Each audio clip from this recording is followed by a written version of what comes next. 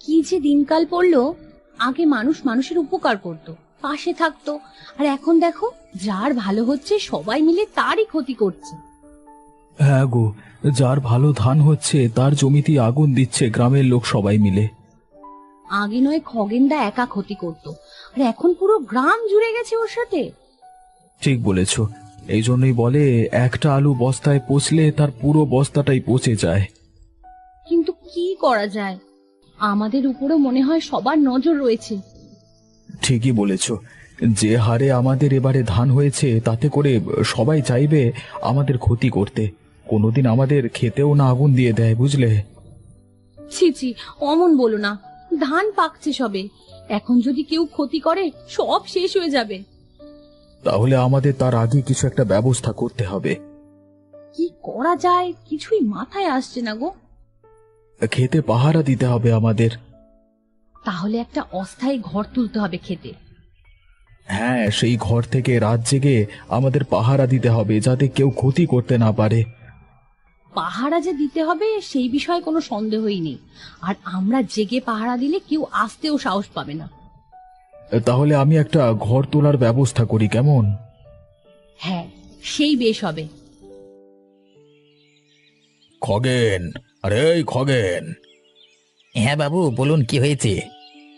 বলি, চোখে কি নেবা হয়েছে নাকি? কেন বলুন তো, কিছু অপরাধ করেছি নাকি? অপরাধ তো বটেই, চোখে দেখতে পাস না যে এবারে এই গোপালের জমিতে সবচেয়ে ভালো ধান হয়েছে, আর পেকেও গেছে সেগুলো। ওরা আবার বুদ্ধি করে জমিতে ঘর বানিয়ে থাকতে শুরু করেছে দুদিন হলো, সেজন্য গ্রামের কেউ আগুন দিতে সাহস পাচ্ছে না। কাজটা আমাদেরই করতে হবে, এতদিন ধরে ফেলা উচিত ছিল কি? বাবু চিন্তা করবেন না, এই শুভ কাজটা আমরাই করব। আমার উপর ছেড়ে দিন না, আমি করে দেবো। তুমিও দিন দিন যেমন নিকম্মা হয়ে উঠেছ, তাতে তোমাকেও যে কি করে ভরসা করি। এমন বলবেন না বাবু, সুখে দুঃখে আমি সব কাজ করি আপনার। আমার চেয়ে এই কাজে বিশ্বস্ত আর অভিজ্ঞ লোক আর কোথায় পাবেন বলুন তো? সেটাই তো ভাবছি, তুমিও যদি না করতে পারো তাহলে আর কি করবে? চিন্তা করবেন না, ওই গোপাল বেটার চোখের জল পড়বে এবার। ওর চোখ দিয়ে এত জল ঝরাবো যে তাতে ওর ক্ষেতের আগুন নিভবে না। এই গ্রাম দেখেনি এমন ধ্বংস। আমি ওকে সর্বহারা করে যতক্ষণ না পথে বসাতে পারছি ততক্ষণ আমার নাম না খগেন। এই না হলো আসল খগেনের মতো কথা। এবার তবে কাজে লেগে পড়ি বাবু। বেশি দেরি করো না, লেগে পড়ো। ক্ষেতের জল শুকিয়েছে, একবার আগুনের ফুলকি পড়লে সব রাবণ দহনের মতো জ্বলে উঠবে।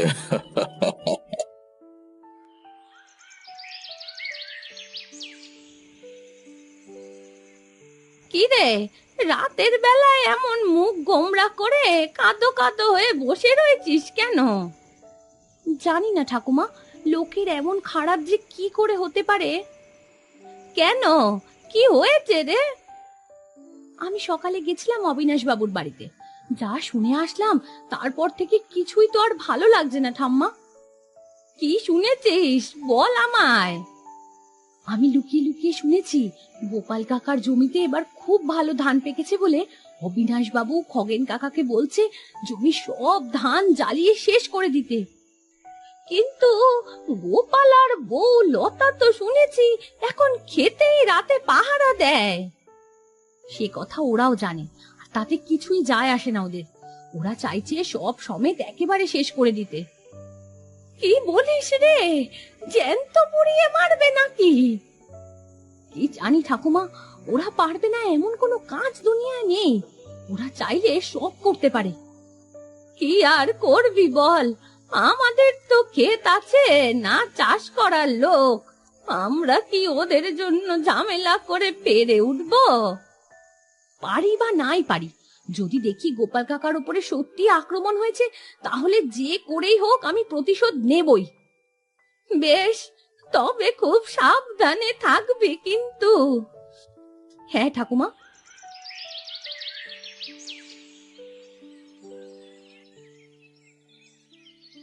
কিরে গোপালের বাচ্চা, মেয়ে মানুষ হয়ে গেলি নাকি?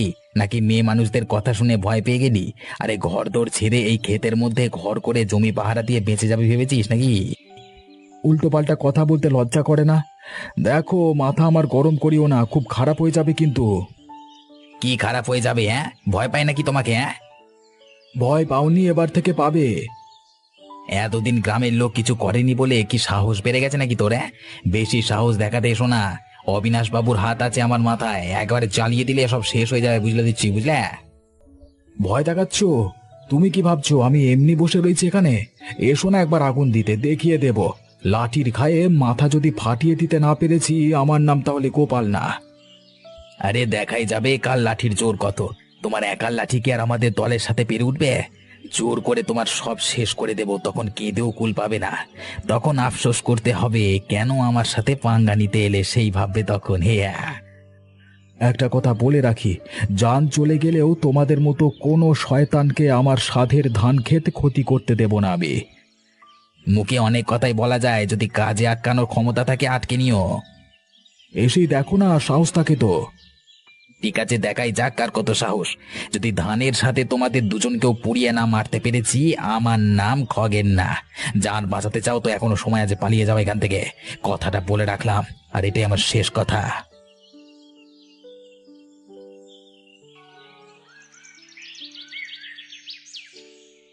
বুদ্ধিমোটা গোপাল ভেবেছে আমি আগুন দিয়ে ক্ষতি করব। মূর্খ এটা জানে না ক্ষতি করবার আরো উপায় আছে। বেটা ভেবে বসে আছে আগুন লাগাতে লোক আসবে আর আগুন দেখে এসে ধরবে আমাদের। আরে ভোঁদর জানেও না যে আগুন না, এবার বিষ দিয়ে সব শেষ করে দেব ওর। আজকে রাতে বিষ ছড়িয়ে দেব, পরদিন সব শেষ হয়ে যাবে, বুঝতেও পারবে না কোত্থেকে কি ক্ষতি হয়ে গেল। দেখো লতা, আমার মনে হয় খগেন সকালে এসে যা ঝামেলা করে গেছে, আজকে রাতে বদলা নিতে এসে অবশ্যই আসবে। আমি তোমাকে বলছি, ওই বিষয়টাকে খুব সাধারণভাবে নিও না। তুমি তো বোকার মতো ঝামেলা করতে গেলে ওর সাথে। জানোই তো মানুষটা খারাপ। তাছাড়া অবিনাশ বাবুর ছায়া আছে ওর ওপর। যার ছায়াই থাক, ওরকম বাজে বাজে কথা বলছিল তখন হুঁশ ছিল না ওর, শয়তানের বাচ্চা। একবার আসুক না আজকে আগুন দিতে, আর ফিরে যেতে হবে না, এখানে পুঁতে রেখে দেবো। আরে ওই দেখো, কে যেন একটা খেতে ঢুকছে হাতে কিছু নিয়ে। ভালো করে দেখো, ওই অন্ধকারটা দেখো না ভালো করে। ঠিক আছে, আমার এই মোটা লাঠিটা দাও তো। সাবধানে কিন্তু। শয়তানের বাচ্চা খগেন,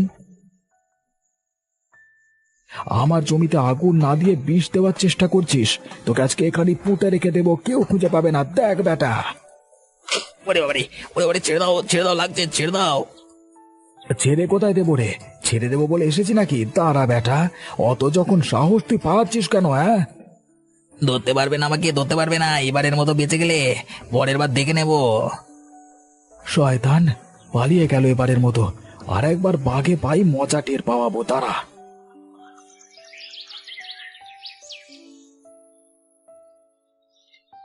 বুড়িমা, কালকে বড্ড জোর বেঁচেছি রাতের বেলাতে।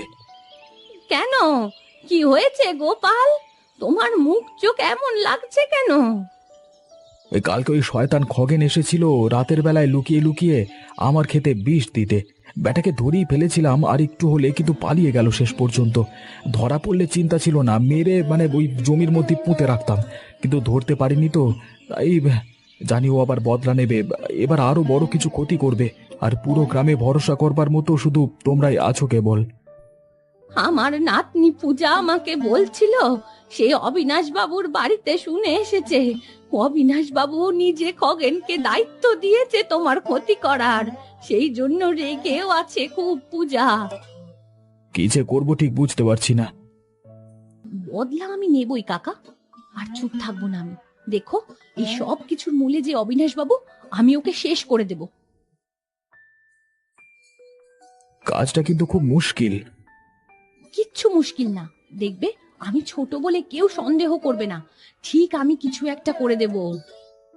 আমার খুব রাগ হচ্ছে, যে মানুষের ভালো চায় না, ক্ষতি করতে চায়, তার কখনো ভালো হতে পারে না। কাকা, তুমি কটা দিন খুব সাবধানে থাকবে কিন্তু। হ্যাঁ, সাবধানে থাকতেই হবে রে। দেখবে গোপাল, সব ঠিক হয়ে যাবে। সেই ভরসাতেই তো আছি, দেখি কি পথ দেখায়। অবিনাশ বাবু, একটা কথা বলবো, শুনবেন? কি কথা? দেখুন, মানুষের ক্ষতি করার যে প্রথা আজকাল গ্রামে শুরু হয়েছে তা খুবই খারাপ। মানুষের খারাপ করে কখনো নিজের ভালো হতে পারে না। আর আমি দুঃখের সঙ্গে বলছি, সেই কাজ হচ্ছে আপনাদেরই মদতে। এটা খুবই খারাপ লাগছে আমার। রাজনীতি আপনি বুঝবেন না হরিপদবাবু। আপনি সাদাসিধা মানুষ, ভালো আছেন, ভালো থাকুন, এই বিষয়ে মাথা গলাবেন না। আমি রাজনীতি বুঝি না, বোঝার দরকারও নেই, কিন্তু যেটা বুঝি সেটা হচ্ছে মানুষের ভালো থাকা, মানুষকে ভালো রাখাই রাজনীতির উদ্দেশ্য হওয়া উচিত। কিন্তু আমাকে গ্রামের মধ্যে মোড়ল হয়ে সবার মাথার উপরে থাকতে হবে, আর একটাই শর্ত, বাকি লোকেদের রাখতে হবে আমার জুতোর নিচে। তাদের যদি জুতোর নিচে পিষে মারতে না পারি তাহলে তারা আমার বশ্যতা স্বীকার করবে না। তখন সবাই স্বাধীন হয়ে রাজা হতে চাইবে, সেটা খুব খারাপ। কিন্তু তাতেও মানুষ যদি একবার রেগে যায়, আপনার সর্বনাশ হতে বাধ্য। তাছাড়া ঈশ্বর বলে তো একটা কথা আছে। যারা দুর্বল মানুষ তারা ঈশ্বরের দোহাই দেয়। আর যারা ঈশ্বর না মেনে মানুষের ক্ষতি করে তাদের শাস্তি দিই আমি। একে একে তুই ছুরি বের করছিস কারো? দেখো কি করি। মরে গেলাম, বাঁচাও। আজকে এই বিচার সভা বিশেষ কারণে আয়োজন করা হয়েছে। কালকে অবিনাশ বাবুর উপরে সন্ধ্যের অন্ধকারে যে আক্রমণ হয়েছে তা অত্যন্ত নিন্দনীয়। আমি এই গ্রামের মোড়ল হয়ে যদি এই আক্রমণের সম্মুখীন হই তাহলে গ্রামের সাধারণ মানুষের নিরাপত্তা কোথায়? আর সেই কারণেই আমি আদেশ করছি, এই শয়তান পূজাকে গ্রাম থেকে তাড়িয়ে দেওয়া হবে এই মুহূর্তে। তাকে গ্রামের বাইরে বের করে দেওয়া হবে। এই গ্রামে থাকবার তার কোনো অধিকার নেই। পূজা ছোট বলে তাকে মারধর করা হচ্ছে না, নাহলে মেরে ওর হাড় গোড় গুঁড়ো করা হতো এতক্ষণ। আমি যে কেন আক্রমণ করেছি সে বিষয়ে তোমাদের কোনো জ্ঞান আছে? আমরা কি তোর থেকে জ্ঞান শিখতে যাব, দুদিনের পুচকি মেয়ে? গ্রামের গরিব মানুষের ওপর যে অত্যাচার হচ্ছে তার মূলে আপনি। আর শুধু তাই নয়, গোপাল কাকার ক্ষেত নষ্ট করতে যে আপনারই হাত। আপনার কথাতেই নগেন কাকা গোপাল কাকার ক্ষেতে বিষ মেশাতে গেছিল। তাই আপনাকে মারাটা সমাজ সেবা। সমাজ সেবা কি সেটা দেখাবো? যদি বেশি বেচাল করি সে তোর বুড়ি ঠাকুমাকে ঘরে বন্ধ করে আগুন লাগিয়ে মেরে ফেলবো। আমার মুখ কিন্তু ভয় দেখিয়ে বন্ধ করা যাবে না। ভয় না দেখিয়ে সত্যি সত্যি করলে নিশ্চয়ই বন্ধ হবে। আর সেটাই করা হচ্ছে, গ্রাম থেকে তাড়িয়ে দেওয়া হচ্ছে। বেরিয়ে যা, তুই এক্ষুনি এই গ্রাম থেকে বেরো। এই গ্রাম আমার, এই গ্রামের বাপ আমি। বেশি নাটক মারালে একেবারে শেষ করে দেব। ঠিক আছে, আমি যাচ্ছি, কিন্তু দেখবে একদিন তোমাদের ভয়ানক শাস্তি হবে। ভগবান এই পাপ বেশি দিন সহ্য করবেন না। ঠিক আছে, যা যা, অত লেকচার দিতে হবে না, যত সব। বললাম আমার কথা মিলিয়ে নিও। যেদিন তোমাদের সাজা হবে সেদিন আমি হাসবো। আমার মতো এই গ্রামের অত্যাচারিত বহু মানুষ হাসবে সেদিন। আর তোমাদেরকে পাগল কুকুরের মতো পেটাবে সবাই।